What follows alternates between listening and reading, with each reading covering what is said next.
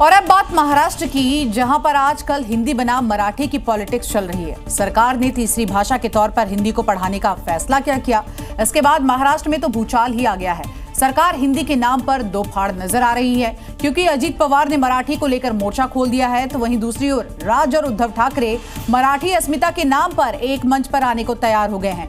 यानी कि विपक्ष और पूरा का पूरा सत्ता पक्ष भी इसके हक में नहीं है। पहली क्लास से हिंदी को तीसरी भाषा के तौर पर अनिवार्य किया जाए, जिसकी वजह से महायुति के भीतर भी एक अलग सी बेचैनी नजर आने लगी है। पहले ही कई मामलों में अजीत पवार सरकार से अलग राय रखकर सरकार को दुविधा में डालते रहे और अब तो वो सरकार के त्रिभाषी फॉर्मूले को ही खारिज कर रहे हैं।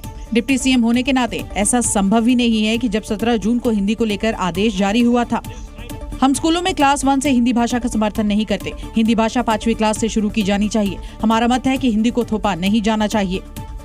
अब विपक्ष सरकार को घेरने के लिए इसका लगातार इस्तेमाल कर रही है, लेकिन दूसरी ओर सत्ता पक्ष का ये दावा है कि आदेश भले ही फडणवीस सरकार में जारी हुआ, लेकिन फैसला तो उद्धव सरकार में ही ले लिया गया था। उस आदेश को हम जलाएंगे जनता के साथ।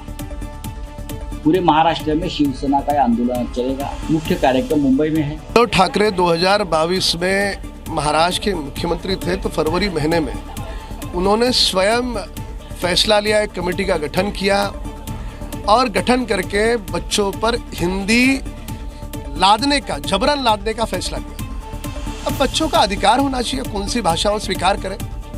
हिंदी मराठी का यह मुद्दा अभी लंबा चलने वाला है, तभी तो इस मुद्दे पर ठाकरे ब्रदर्स साथ आ रहे हैं। इसके बाद मॉनसून सत्र भी होगा और साल के आखिर में निकाय चुनाव भी।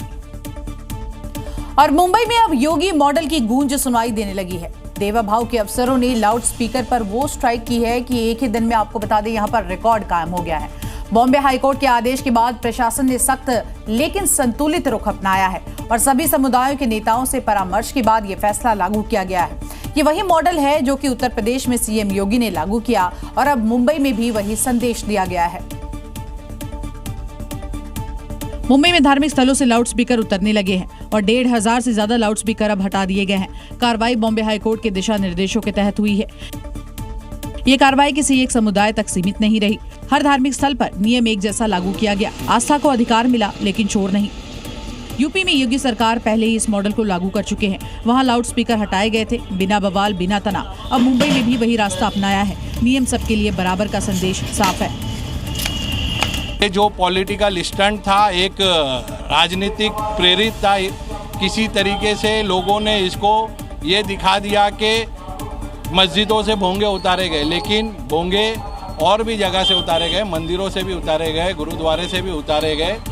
देखिए, ऐसा है कि ये मेरे हिसाब से ये तमाम चीज़ें जो है सियासी है, पॉलिटिकल मामला है। मुंबई म्यूनिसिपल कॉर्पोरेशन के इलेक्शंस आने वाले हैं, तो हर पार्टी की कोशिश ये रहती है कि हम जो है म्यूनिसिपल कॉर्पोरेशन पर कब्जा करें और एक मुद्दा बनाएं। तो कुछ लोगों ने इस पहल का समर्थन किया, लेकिन कुछ ऐसा भी है जो इसे पॉलिटिकल स्टंट बता रहे हैं। मुंबई ने अब तय कर लिया है कि आस्था की गूंज रहेगी, लेकिन लाउड नहीं। और ये मैसेज सिर्फ लाउड स्पीकरों तक सीमित नहीं है। ये उस नई सोच का संकेत है जहां कानून, संवेदना और अनुशासन साथ साथ चलते हैं। भारत में ईरान के supreme leader Ayatollah Ali Khamenei के अंधभक्तों की तादाद बढ़ गई है। तभी तो मुहर्रम से पहले यूपी से एमपी तक सड़कों पर खामेनेई के पोस्टर्स लगे नजर आए। ये दो तस्वीरें ईरान नहीं, भारत की ही हैं, जो ये बताने के लिए काफी हैं कि यूपी से एमपी तक खामेनेई के प्रेमी गैंग एक्टिव हैं। मुहर्रम से पहले भोपाल और उन्नाव में खामेनेई के पोस्टर लगे हैं। ईरान के दूसरे नेताओं की होर्डिंग भी नजर आ रही है। तो सबसे पहले आप एमपी की राजधानी भोपाल की ये तस्वीर देखिए, जहां शिया मुस्लिम संगठनों ने मुहर्रम के पहले ईरान के झंडे और पोस्टर लगाए हैं।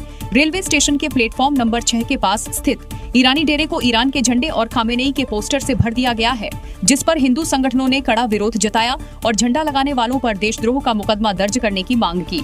उधर उत्तर प्रदेश के उन्नाव में भी खामेनेई के अंधभक्त मौजूद हैं। यहाँ मोरावा कस्बे में ईरान के सुप्रीम लीडर खामेनेई का पोस्टर लगाने के बाद विवाद हुआ, जिसे बाद में पुलिस ने हटवा दिया। लेकिन प्रशासन की इस कार्रवाई से शिया समुदाय नाराज है, क्योंकि वो खामेनेई को अपना लीडर मान बैठे हैं। ऐसे में सवाल है कि आखिर यूपी से एमपी तक खामेनेई के कितने प्रेमी हैं।